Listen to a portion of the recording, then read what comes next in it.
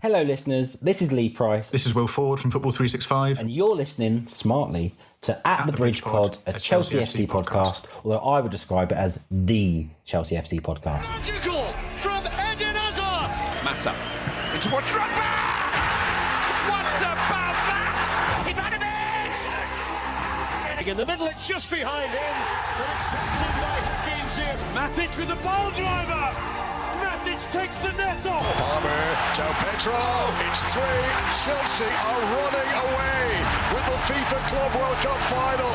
Hat-trick hero, Cole Palmer wins an epic, sensational game. It's time for another episode of At the Bridge Pod, your number one Chelsea FC podcast. Coming up on this episode, what a beautiful bank holiday weekend.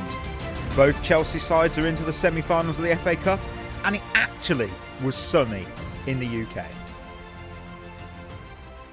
Oh, welcome back everyone for the second time to another episode of At the Bridge Pod. I'm your host Mike, and I'm joined in this virtual room again with Lions. Don't worry everyone. Everyone's panicking, going, what's going on? No. We had a little audio technical difficulty, but thankfully it was just after we had moments of the weekend. And because listeners are just going, you don't have moments of the weekend, so what did you lose out on? But we did. And it is the Mikey and Chris show on a Monday because it's just us two here. And Chris, we got to do this again. Moments of the weekend. I've got to act so surprised to hear what you did. So what did you do? I went and watched Birth play football and stuff. Holy shit! How did that happen? What went down? He was playing against the team I played for last season. So I went down to see some of those lads, and then Sim caught up with Birth as well. Good game. His team won 3-2, to be fair. Nice. Birth played pretty well. And then today I took my son to Who Animal Kingdom in Telford because he loves dinosaurs, and they've got big animatronic dinosaurs and people in dinosaur costumes and all that stuff. So, and the weather was lovely. So really nice family day out today. That is true. I must admit, when I went on a run earlier, it was actually quite bliss. It was so lovely in the weather. It's been it's been a lovely Easter weekend. And, it has.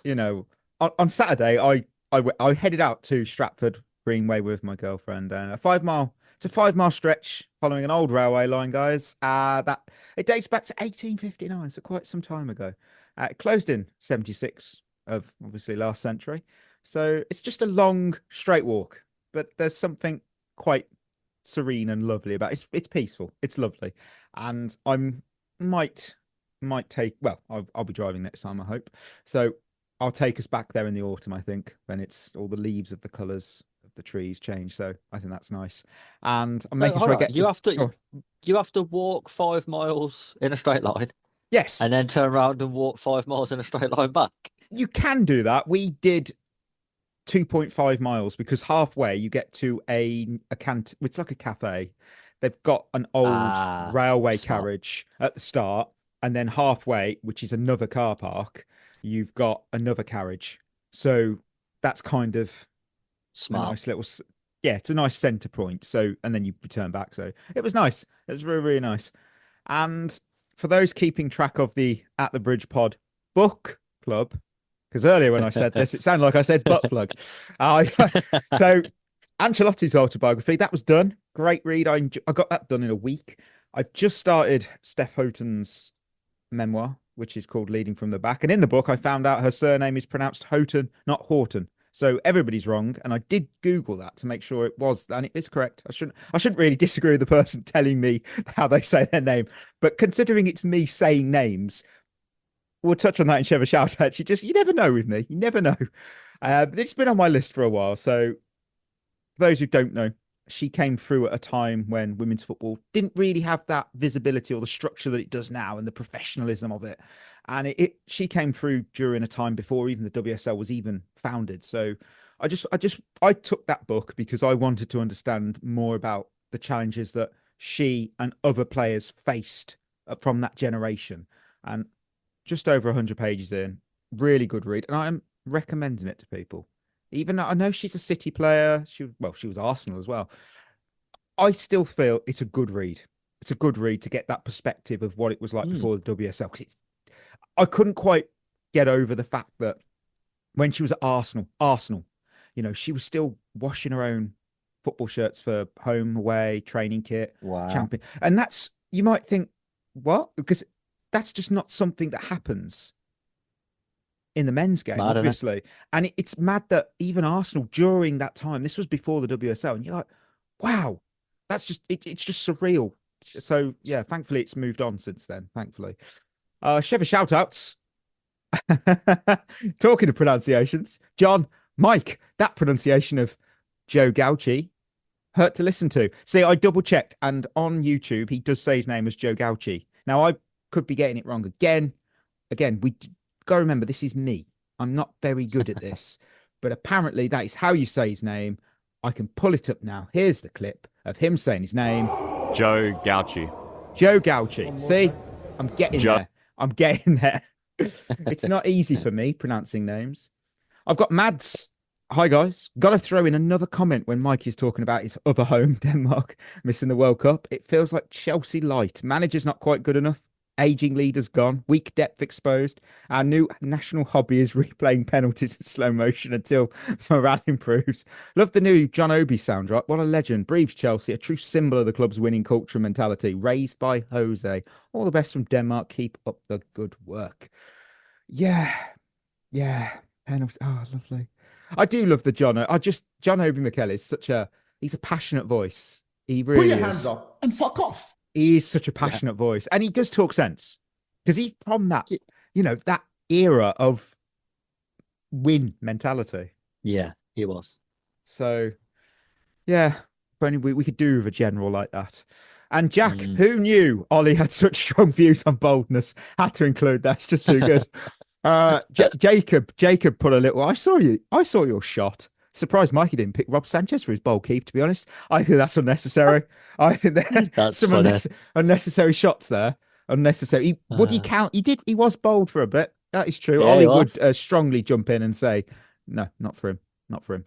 Thank you, though. Thank you for your reviews, your comments, and your support. We do appreciate every single one of them.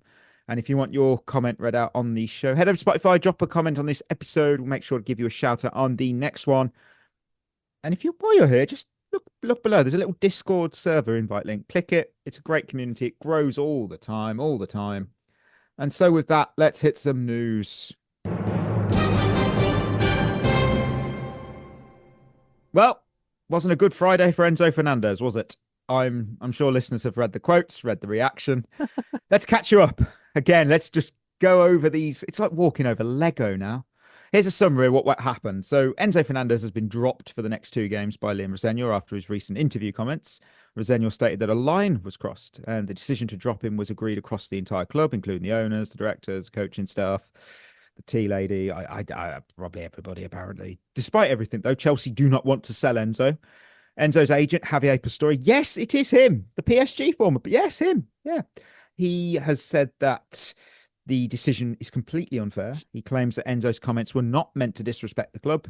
Contract talks, though, have been, between Chelsea and Enzo, they've apparently collapsed due to a financial gap. Pastore had said that Enzo believes he deserves higher wages. Don't we all think that, mate? We all think we deserve more. Any contract renewal or next steps will now be reviewed after the World Cup. What a shock. So if he has a good one, he can ask for more. If he has a shocker. Yeah, look, this fan base is so split down the middle on this because I'm really shocked. I actually am shocked because at least from what I've seen, I think it is.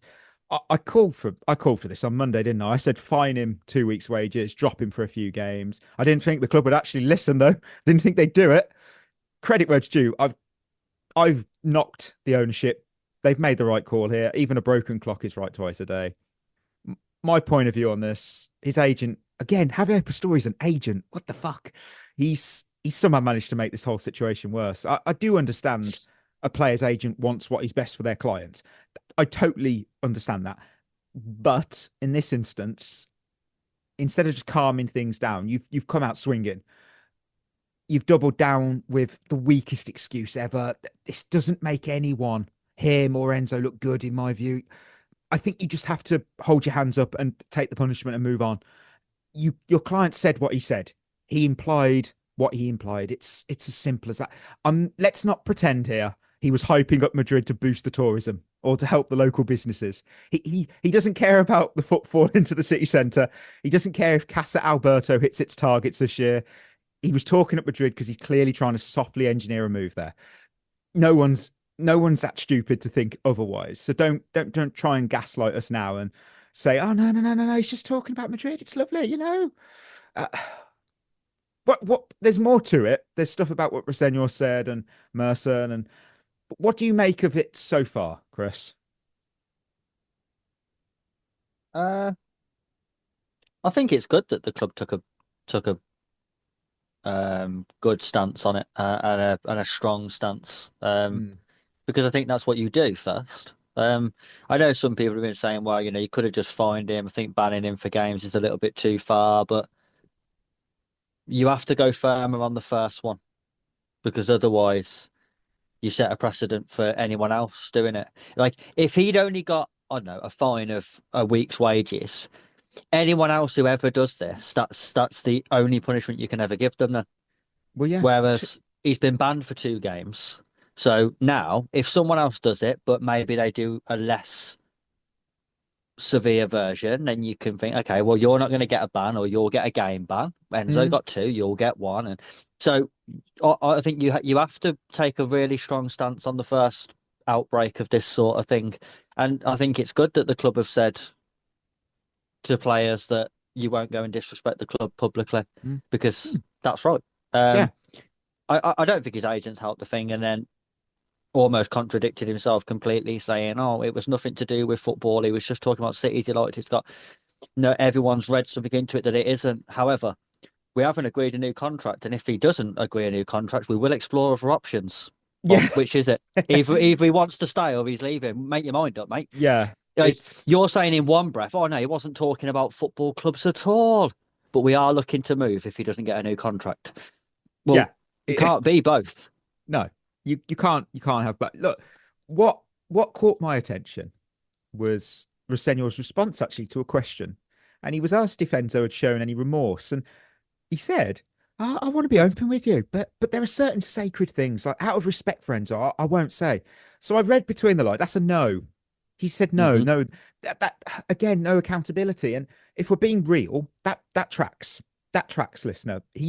Enzo's never exactly come across as someone who owns his mistakes. Why is he going to start now? And then this really irritates me.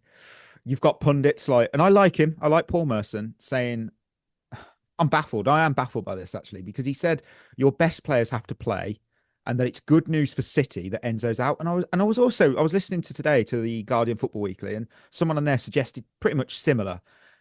So what we're saying is, if you're a good enough player, you're untouchable.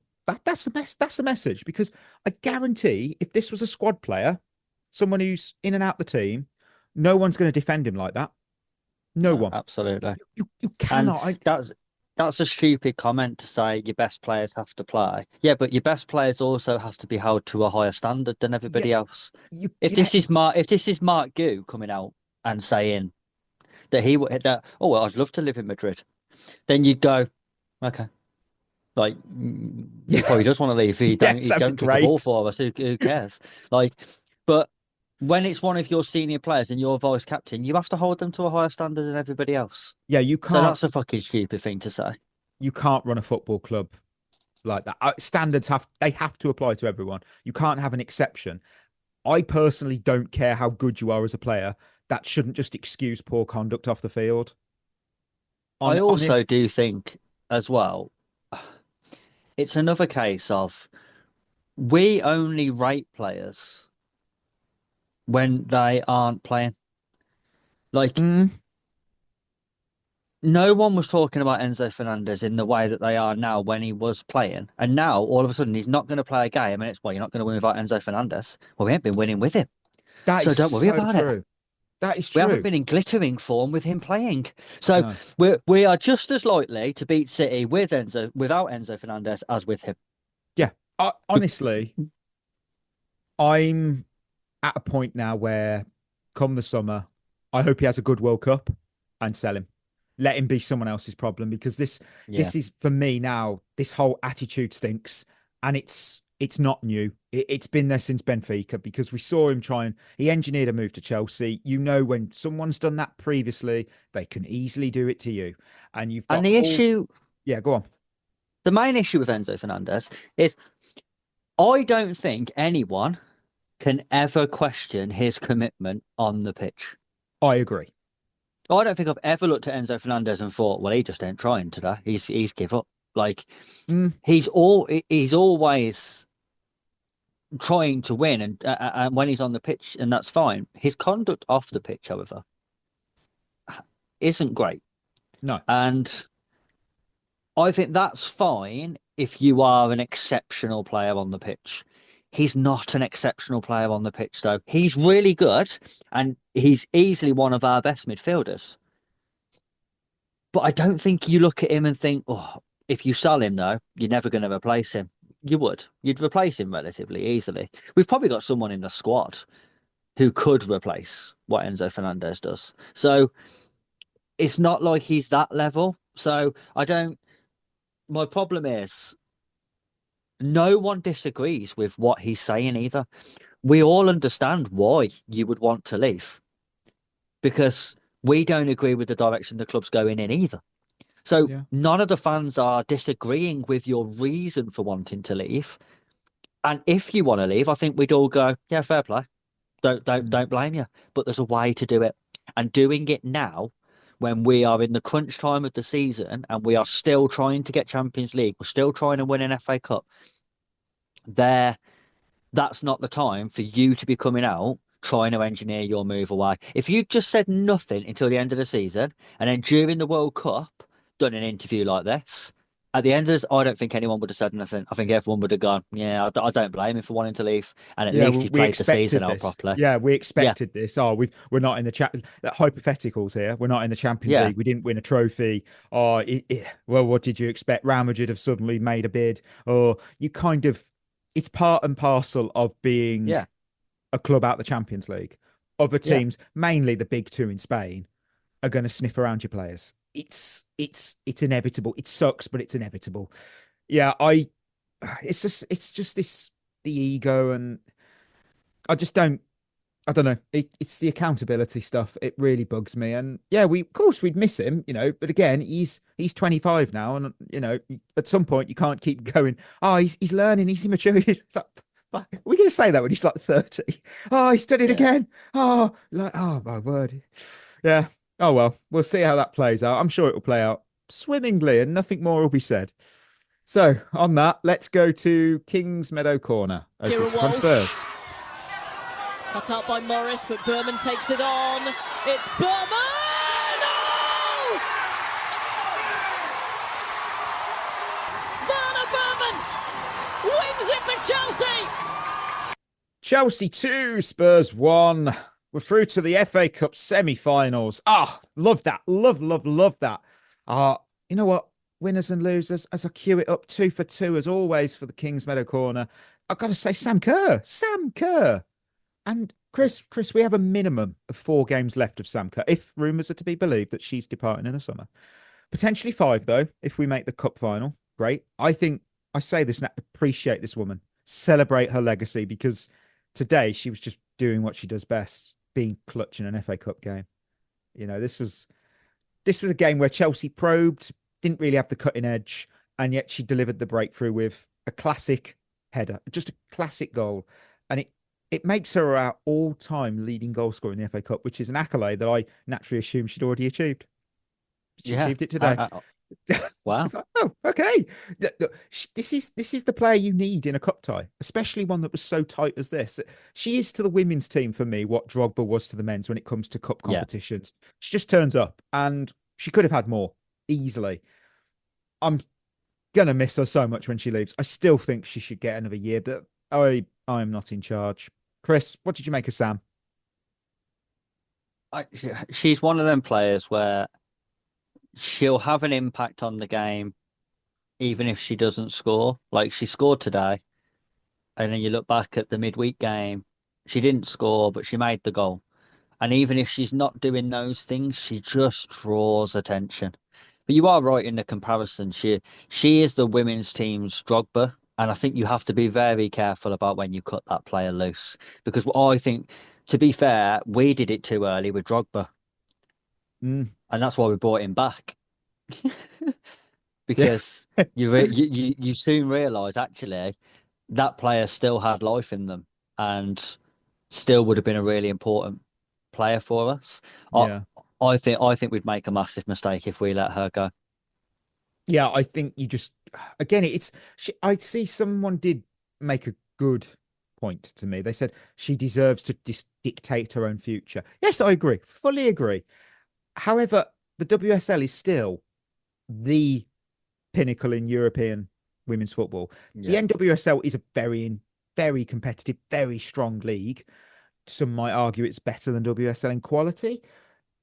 I still would say but I get it's not even the fact that it's competitive contracts. We've got two. Oh, my word, this is a tough choice. We haven't even given her the choice. From what we're hearing, she hasn't even got a contract in front of her to make a decision. Now, if she looked at both contracts and said, look, I'm going to go to the NWSL, finish my career out, no one's going to go, oh, they're going to go, oh, no, fair play. We will miss you. All the best. But we haven't even given her the chance to make a choice, which I really don't like. I don't like that. Yeah. That's what I mean. Like we've got to try and do everything we can to keep her. And then if she decides to leave, fair enough. Everyone's done as much as they can.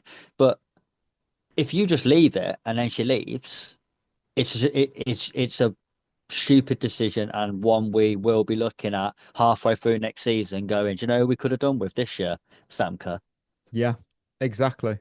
Verla Berman is my other winner because what a moment! She comes off the bench. This is a huge cup tie against our rivals, and she just produced a goal that's worthy of winning any game. It's such a cliche, but it's so true. She'll be replaying that in her head for a long time. It is beautiful, and obviously she had one cruelly ruled out against Arsenal, but no one was going to deny this one because she drove into that box. She had purpose, and she had the mentality and the technique to get that shot away was just class. Oh, great goal. She's 19.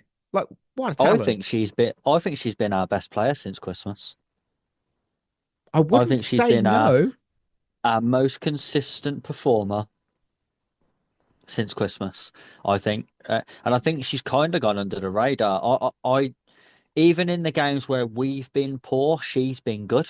So I think she deserves a lot of credit. I think she's got an incredible future. Like you said, I mean, she's 19, but she looks like she's been in the team for years. When we've looked shaky at the back over the last couple of months, especially, I've never once looked at her and thought that's probably because we have got a 19-year-old. It's actually the other players I'm looking at thinking, if you lot was playing like her, we'd be all right because she's playing better than you lot. So yeah, I think she deserves a massive amount of credit, and I think she maybe would be in the conversation for player of the season.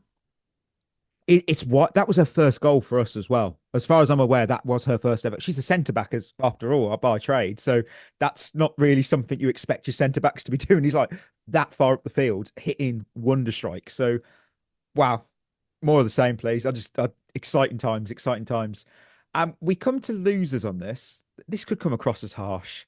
I've got Hannah Hampton down because she had very little to do for large parts of the game. And we talk about this a lot.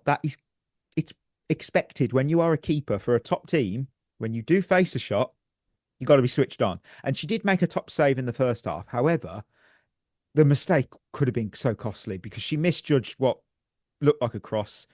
It gifts Spurs an equaliser. Those moments do matter. And I come back to what I've said in previous games when we make mistakes against better opposition. That's the difference between a win and a loss. It could have been the difference between going through and going out. Do you know what? I harsh, think maybe a little, but I do think Hampton is someone at the moment where, because we haven't sorted her future out, I don't think she's fully mentally in. She just seems a little checked out to me. And you can understand why if she doesn't know whether she's going to be here or not. Like, how have we got arguably, well, the best goalkeeper in the league arguably one of the best keepers in the world. How have we got her to a point where we are a month away from the end of the season with her contract running out and we haven't gave her a new one? I don't understand how it's got to that point. This should have been sorted 12 months ago. How has she even got to her last year of her contract is fucking bizarre. Like, what are we waiting for? Who are we going to replace her with? I don't know what they're doing, because it's another one where you think, maybe it's time to let her go. Well, she's young, so no. You'd get a good amount of money for her if she was on contract and you wanted to sell her. You'd get good money for her. If you let her walk away on a free, it's absolutely bizarre to let a player of that quality walk away for nothing. The thing is, we haven't got it officially, though, and shout out to CFC_women on Twitter that tweeted this out. It was the FA post, obviously, all the stuff with contracts and everything. And like agents, essentially. It was to do with the agent fees. And on that list, you've got Nushkin, who's got an updated contract. You've got Lauren James, naturally an updated contract. On that list is also Hannah Alice Hampton, updated contract. So that is from the FA. That's submitted by the football club to the FA. That suggests she has signed a new deal. But no, I haven't told anyone. Yeah, which, again, if it wasn't the fact that it's on the FA website, I would almost go... treat it with a pinch of salt. But in the sense, I'm like, why don't you announce that? That's an amazing bit of news. Get that out there. Some positive PR. Yeah. For the club that love positive PR, there's a positive piece of PR. Again, I don't run this club. And final loser, just go on, Chris. What? If that is true, that she has signed a new contract, though, then I don't know what's going on with her, because she should be more concentrated then. Yeah. So we gave you your out, and now our defensive control was our last loser for me, because it was just a unit as issue. Always. Yeah, we look at the momentum. If you go on to FOTMob, not a sponsor, and look at the momentum, we just dominated the entire game. We dominated. There were too many sloppy moments, though. We made too many casual passes in critical areas. We again, long ball, hesitant again, and we almost opened the door and we started to invite pressure when we just didn't need to. You know, Spurs had their spells of play, not because they were good, but because we allowed them to play good.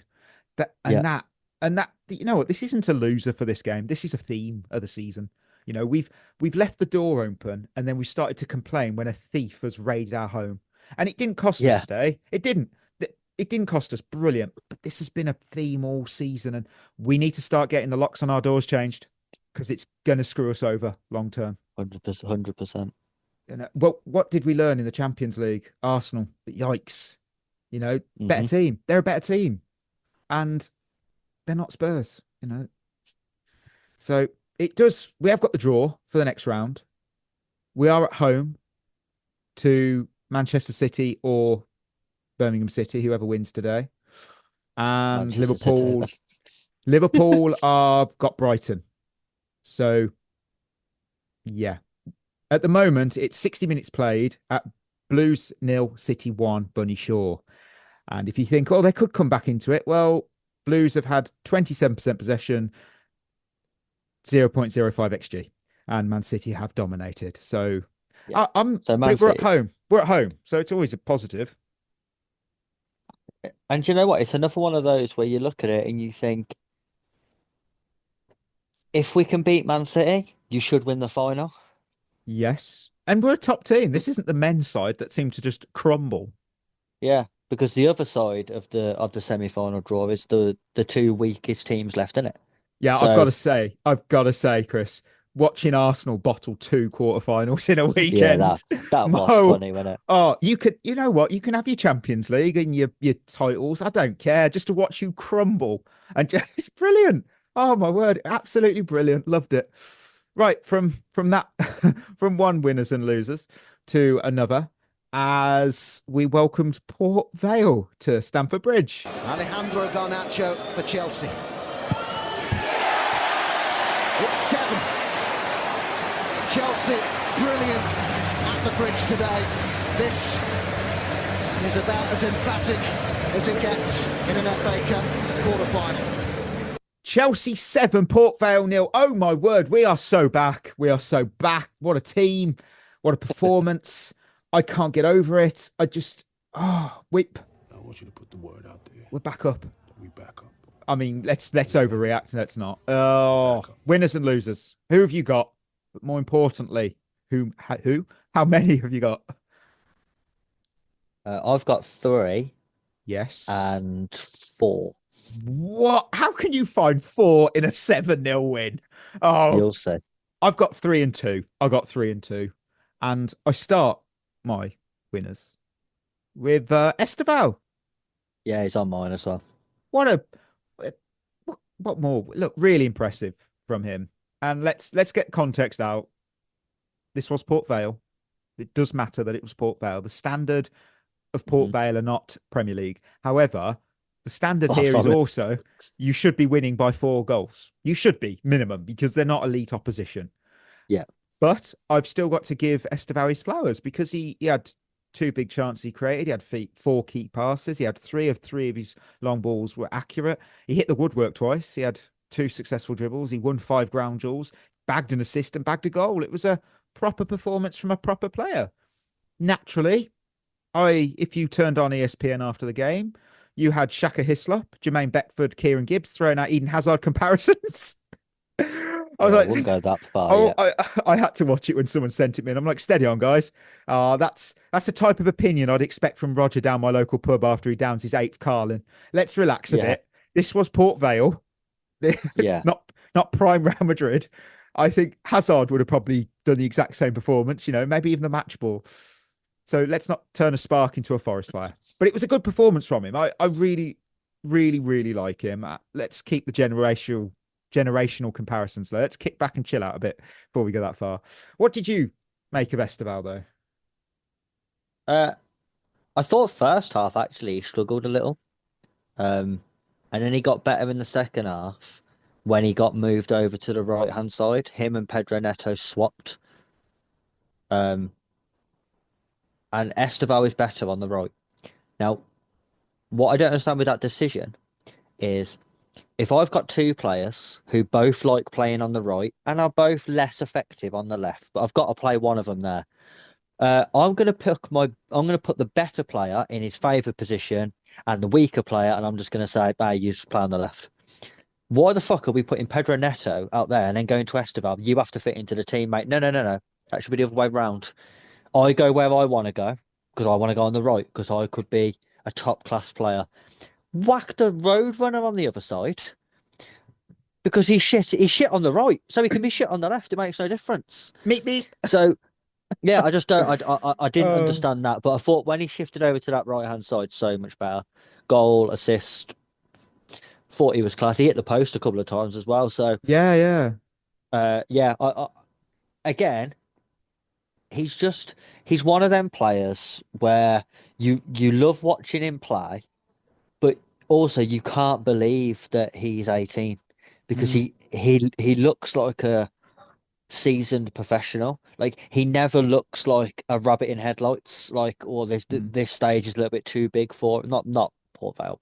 I mean, in general, this season, I've never looked at him and thought, "Oh, this stage is too big for him." Like, yeah, it's actually at a point where you can see the team are looking to him to lift things, and it's like when you're doing that at that age, that is phenomenal. That is Eden Hazard-esque because he was very similar when he first came into the team. You could tell straight away all of these seasoned professionals who had won things before him, your Terrys and your Drogbas and all that sort, was looking at Hazard going, yeah, we're happy with you.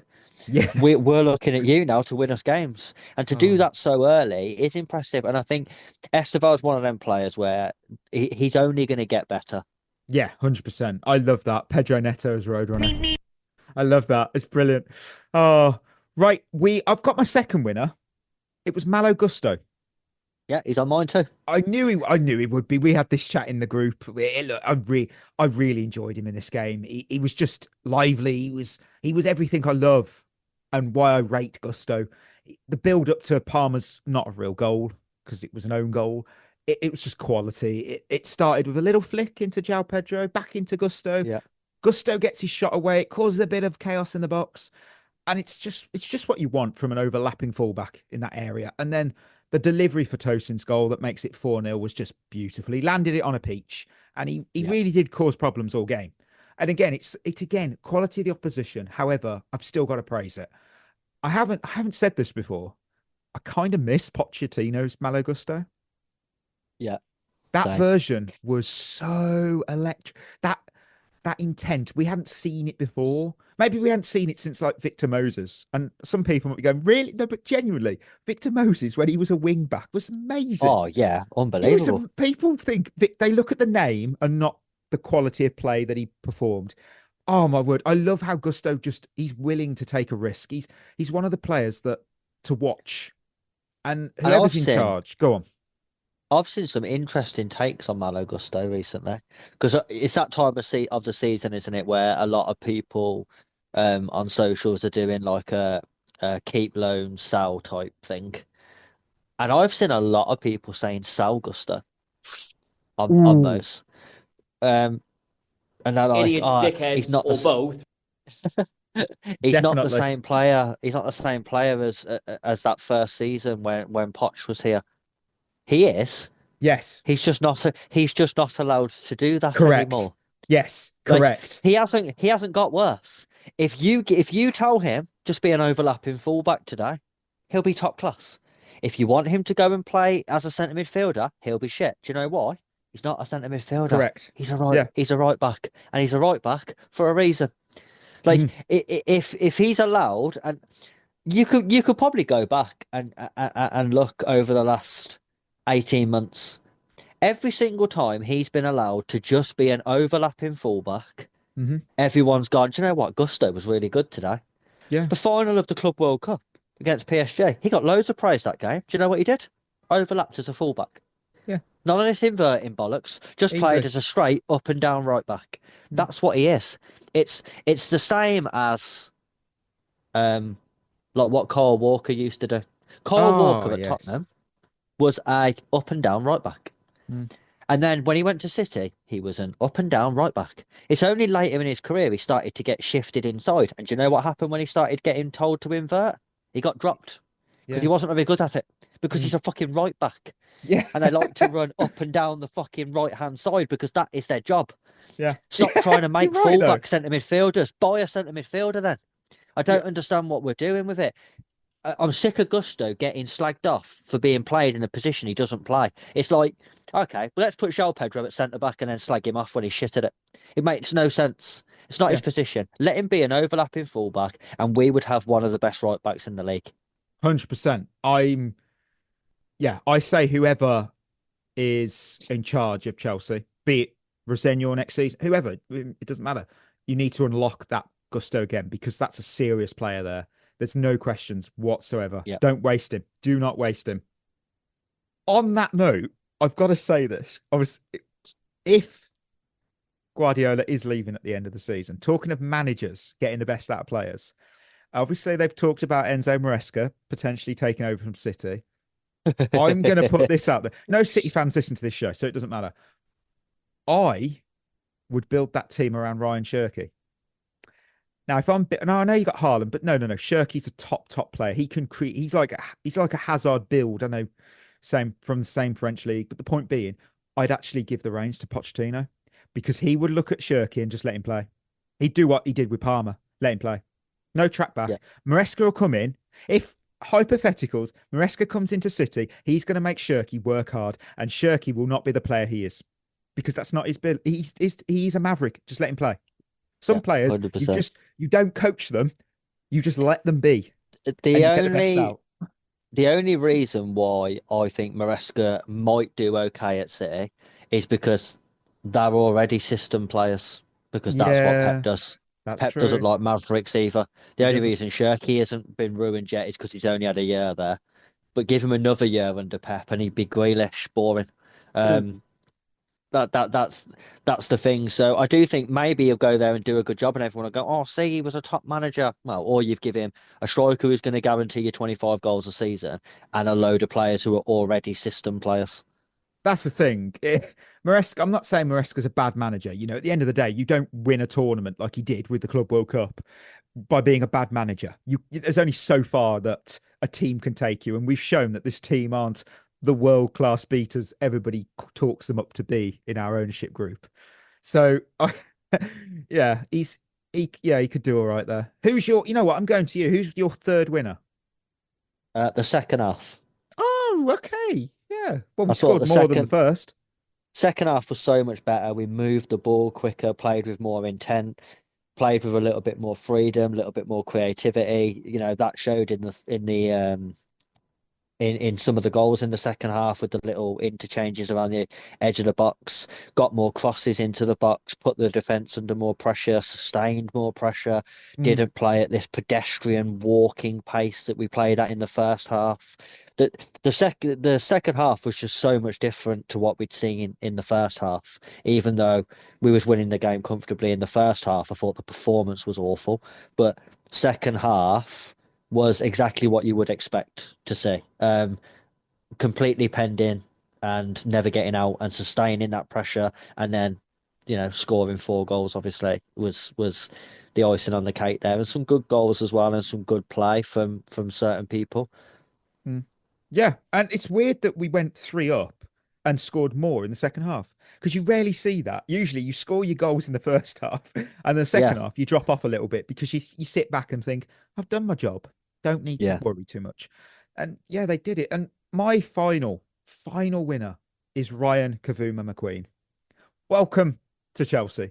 An exciting player, and I'll hold my hands up. We didn't even mention him in the 25-26 Academy preview. I went back and listened to it. No one mentioned it. No one mentioned him. I'm not happy. We're fumbled there.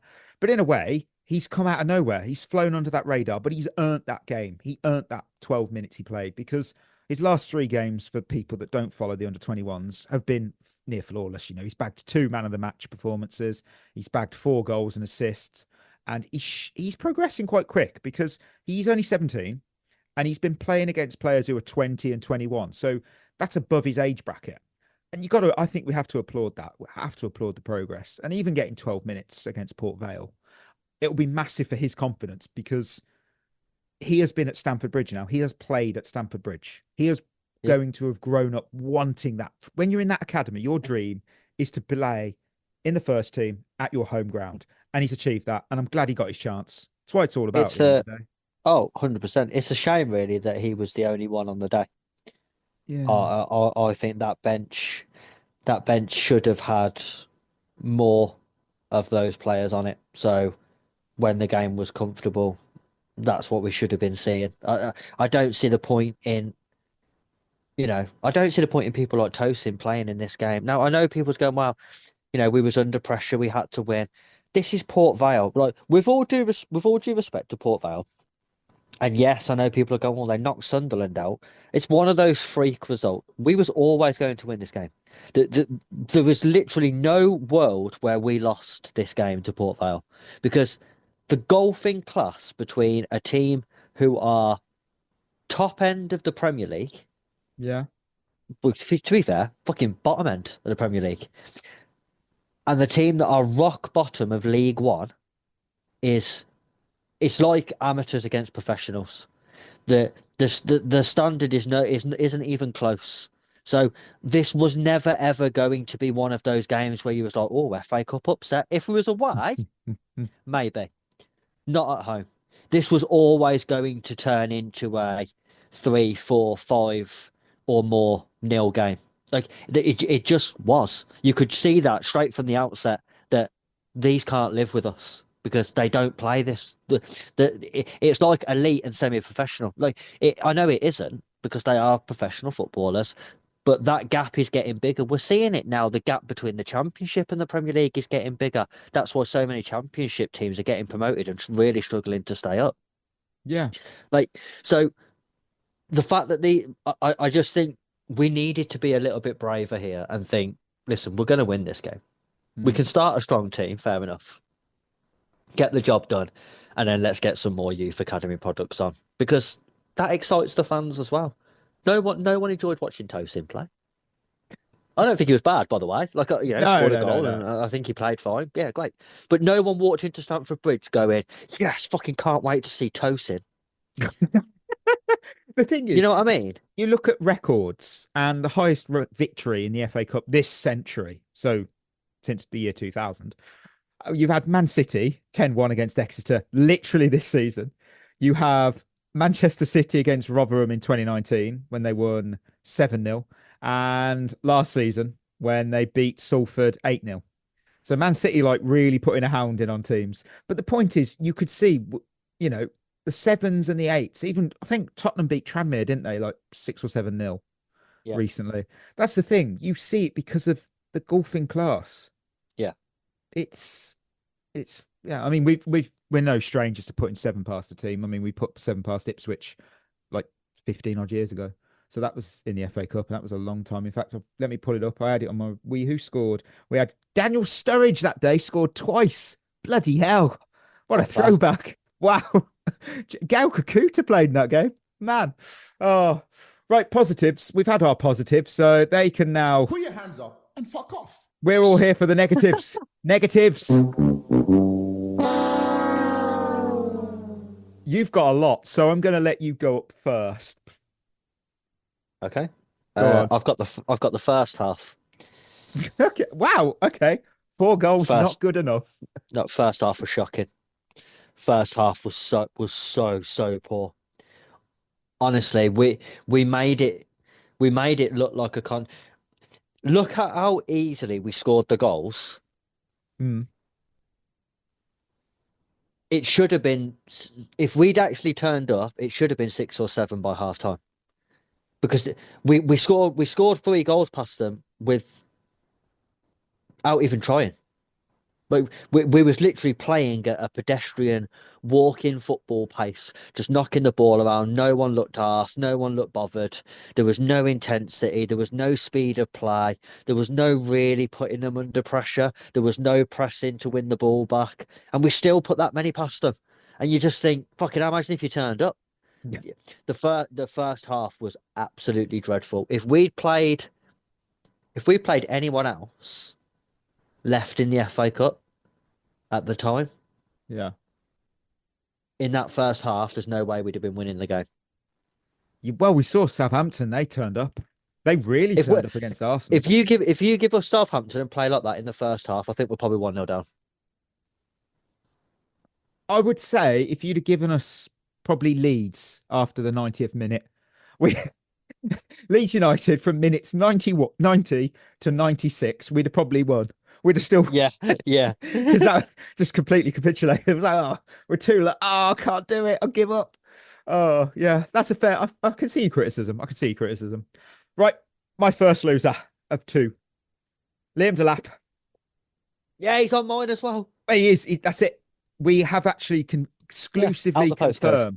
Yeah, we can actually exclusively confirm that his house has been listed on Rightmove. He's packing boxes right now as we speak. He's saying his goodbyes. The SW6 postcode has been revoked for him because you said on Thursday, if you can't score against Port Vale, it's over. And if we put jokes aside, which we don't like to do, it's over. It wasn't like he missed some serious chances either. He didn't have any. He didn't have any.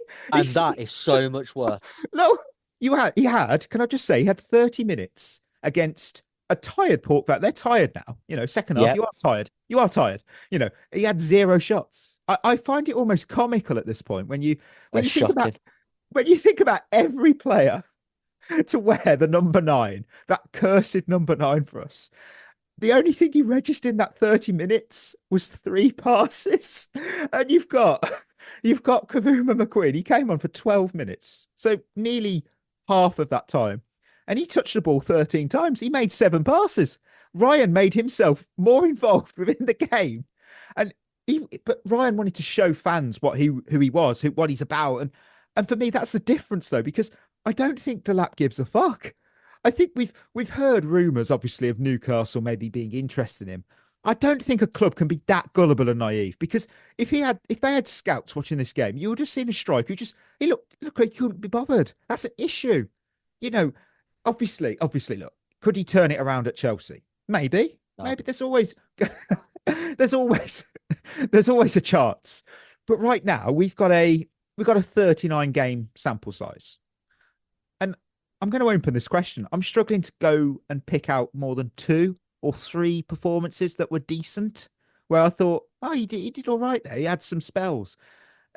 Again, yeah. Now of those 2 or 3, exclude the ones against Championship opposition in the FA Cup. You're down to 1, which was the second half against Fulham.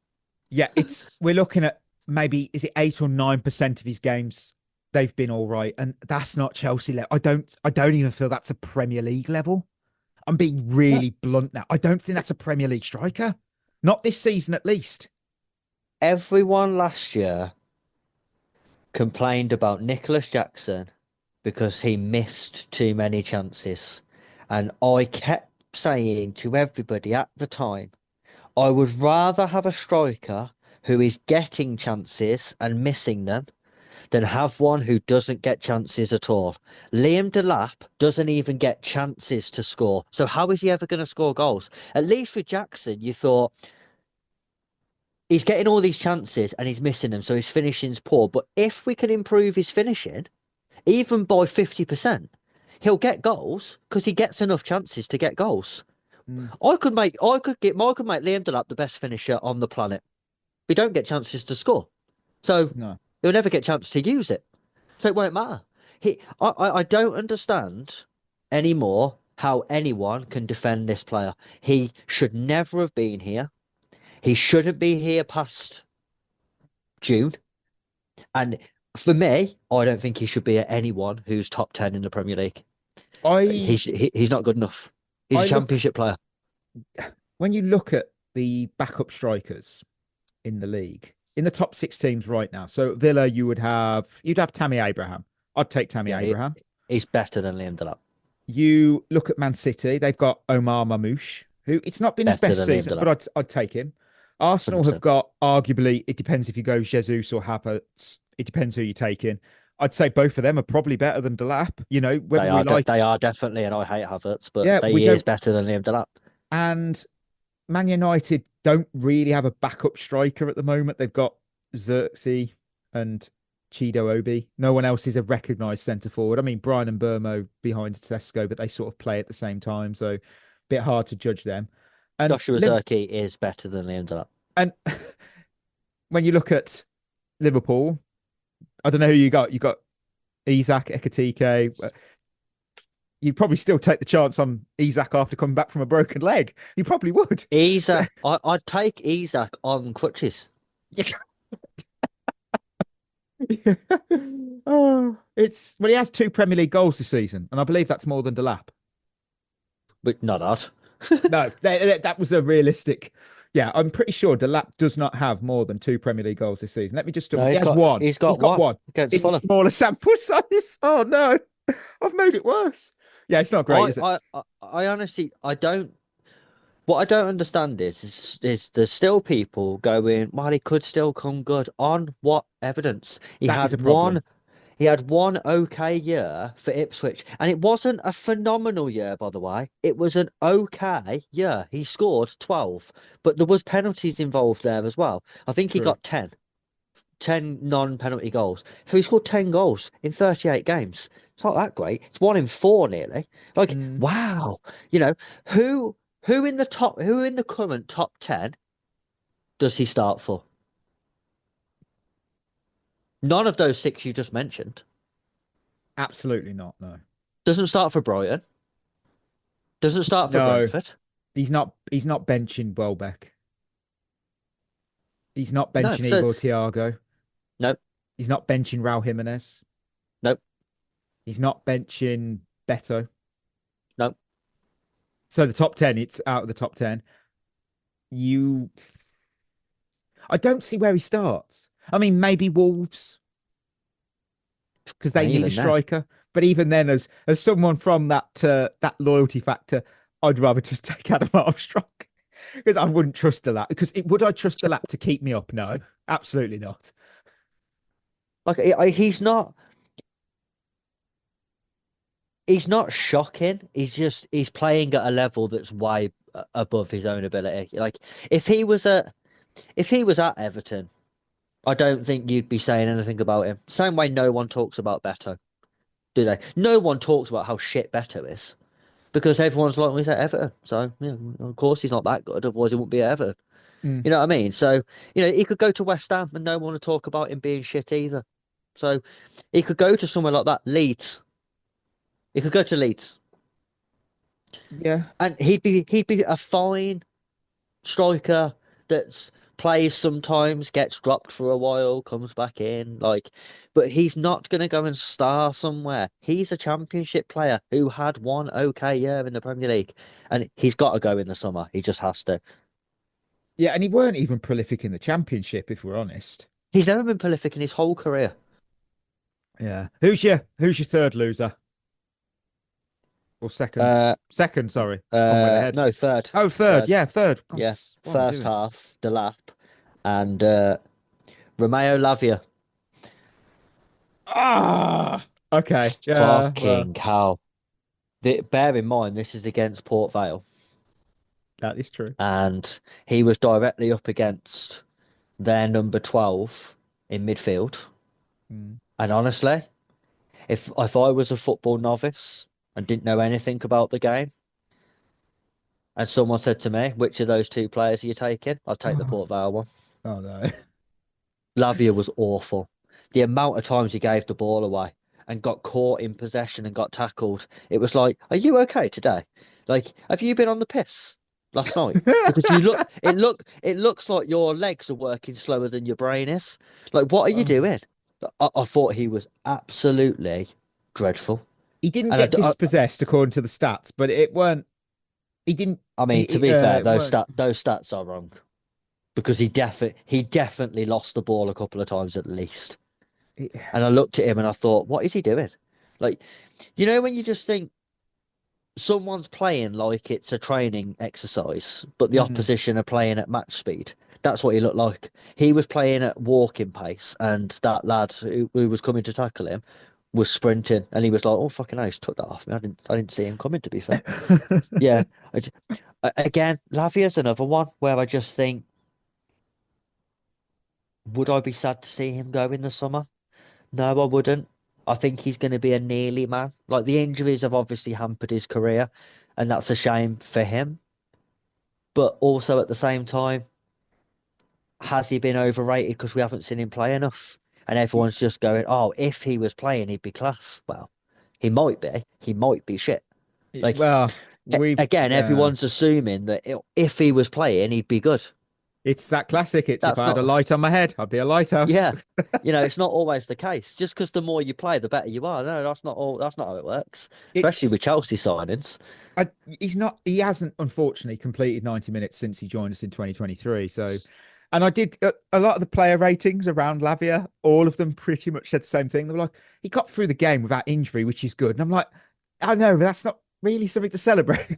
It's like, no, it's really not. It's a worry I love him and he's a talented lad, but yeah, better games ahead. I think Asugo looks better, and he's come off an injury as well. Yeah, he has.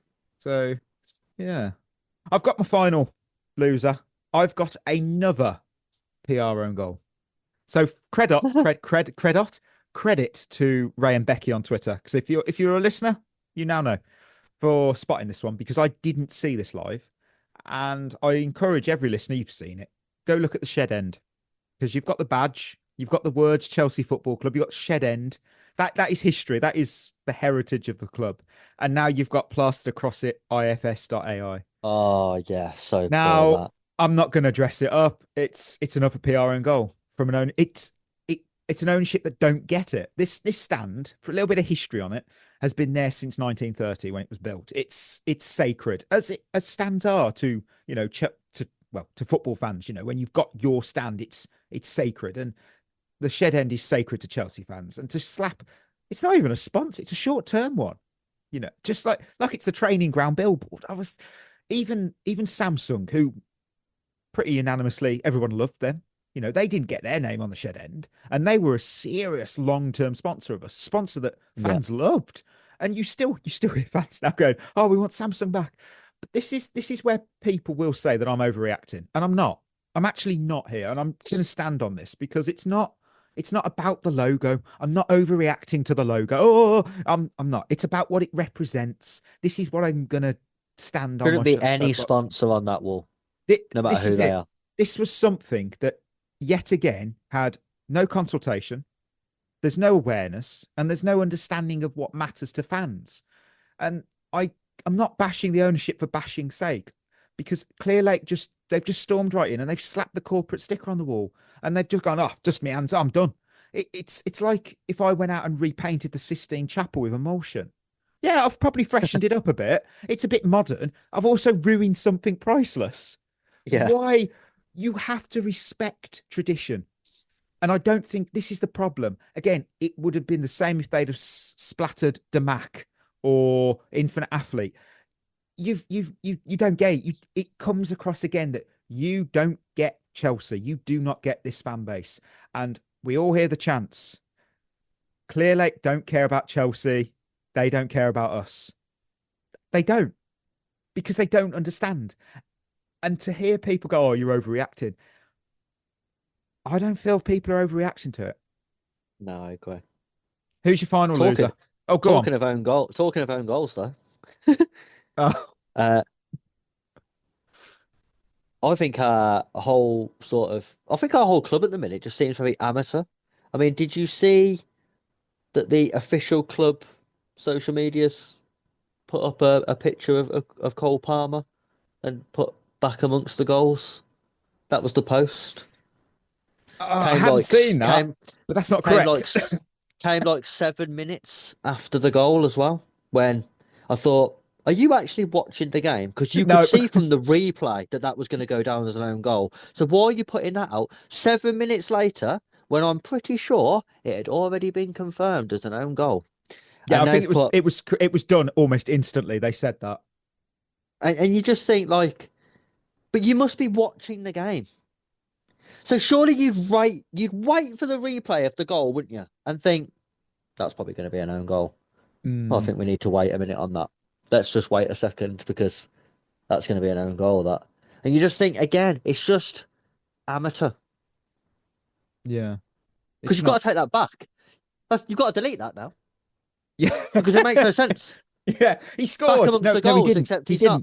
He did. No, because he didn't. As soon as it went in, they were like, "Oh yeah, it's going down as an own goal." And you're like, and then I can't remember who was on co-coms. It went, it's a bit harsh, and you watch the shot, and it's going away from goal. You just think, yeah, how is that harsh?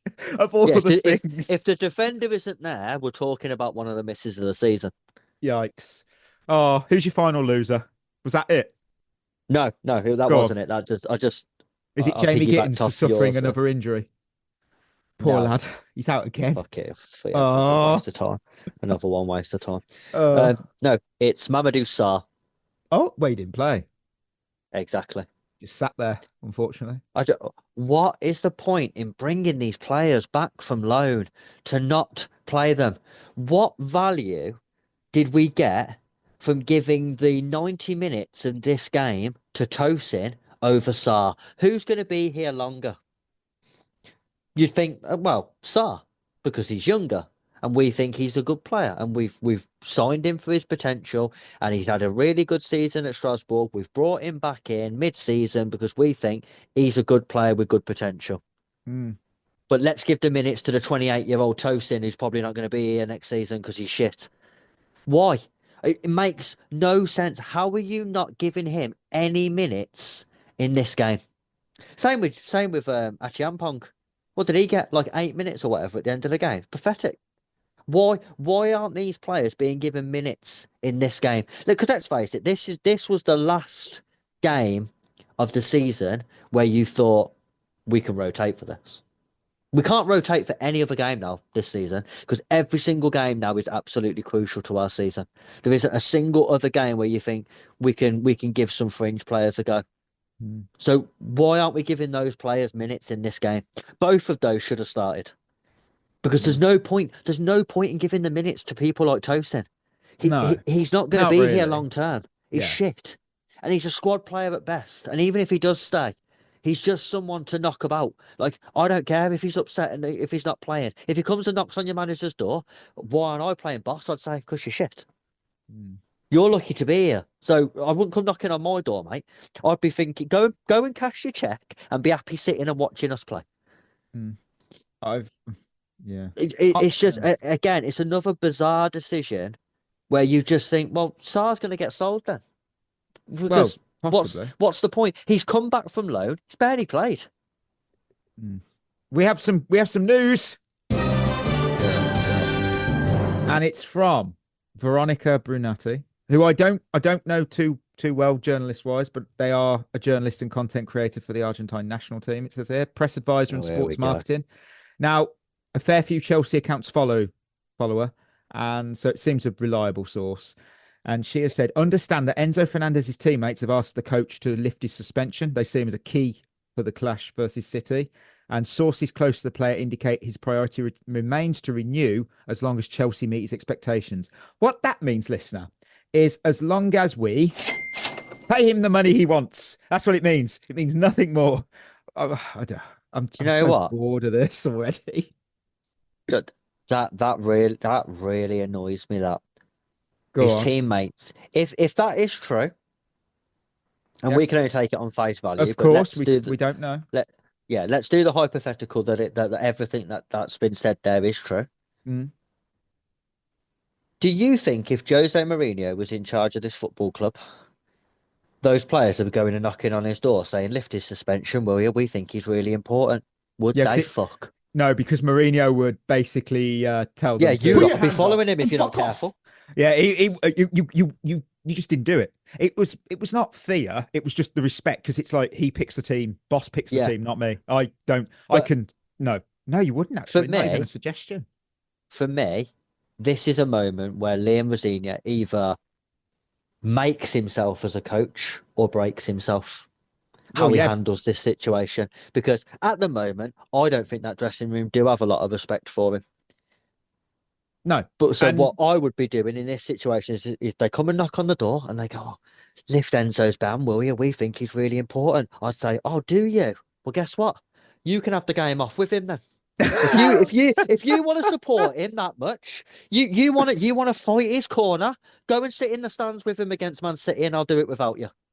You make a good point. I'm not going to disagree with it, because if he did go back on it, then you have just shown that you've shown weakness. That's all I can say, can't I? Well, you can never do anything to the players. No point. You have to show the players that no, you play for me. I don't play for you. You play for me. Correct. And on that, if you're gonna want to be here long term, then you have to tell the players that I'll outlast you, and I believe that I'll be here longer than you will. So correct. You follow what I want to do, and if I want to ban him, I'll ban him, and you lot will keep your fucking mouth shut. It's true. On that, we have our FA Cup semi-finalists. It is, of course, Manchester City women. They beat Birmingham City 1-0. Really surprised it was just 1-0, considering quality of the opposition. Fair play to Birmingham City, though. They've done, but they only had 2 shots all game, none on target. But hey, fair enough. Emojis. I went with shrug, purely because of people that. Well, I think we already have a winner for. It's not a real game. I think that was genuinely the biggest not a real game of the season. I don't think anything will top it. Nothing's going to top that game. Yeah, I mean, to be fair, I nearly put Garnacho on my losers list for the celebration of the penalty and a 7-0 last kick of the game win against Port Vale. Justified. The way he after he scored that penalty and he went running to the corner and jumped, I thought, what are you doing? 7-0 against Port Vale. The bottom of League One, mate. I did it. Come on. I'm going to go with the round of applause, but sarcastically. Oh, well lovely. Done. Well done. Congratulations. Right, we look at our Lion picks. I've absolutely tanked it this week. I obviously went Liam Delap, didn't score, so that's that done. You had Santos. Ollie had Hato. Well, Hato scored. Garnacho was on the wheel. I think the Estevao gets back-to-back, matches. Oh yeah, he's the actual one. I would say I'd give that to Ollie, though. I think Hato was the best of our picks. Ollie records his first win since when he picked against Wolves. Although, to be fair, Andre Santos's header was an absolute banger, wasn't it? Yeah, that's also true. That's also proper true. header. Yeah. I'll give it. You know what? We're leaving it out. Ollie and you. We'll give it to you both. Right. We got Christmas questions. I know I was saving. I've said I've saved a lot for the mailbag on Thursday. Yes, Thursday. That is a day that we record. However, we had Glennon who said it's not a real game. You're spot on. It wasn't. Fixed XJ. Okay, hot take. I'm rooting for West Ham next match day. Down with Spurs. I don't think that's a hot take. I don't think that's a hot take to root. If you want Spurs to go down, that's all right. I can understand. If you want that. Spurs to go down, we need West Ham to win. Yeah. I still don't think Spurs will go down. I'm not convinced. No, they definitely won't. No, I would be shocked. And plus, we want 6 points every season off them. So let's. That's fair. They stay up. And Jason, finally, too bad Cole Palmer still isn't fit. When he's healthy, he'll be the best again. I'm not going to. Well, we still don't know if he is fit, do we? Is he fit? I think you'll find he said in his interview he's fully fit. So no more excuses for him. No excuses, he said mate. He said himself in his post-match interview, I am fully fit. I can shoot again. I can do everything again. I feel the best I felt in ages. That's his words. So no more excuses then. If you don't perform, there's none of this when he's fit excuse. Because let's face it, he didn't do a lot against Port Vale. Did he say that before the England-Japan game? No, he said it after this game. Oh, well, that might be a bit... Thomas Tuchel, if he heard that, he might go, but mate, I watched you against Japan. Yeah, exactly. Oh dear, you're not coming on the plane. You're staying at home. Oh dear.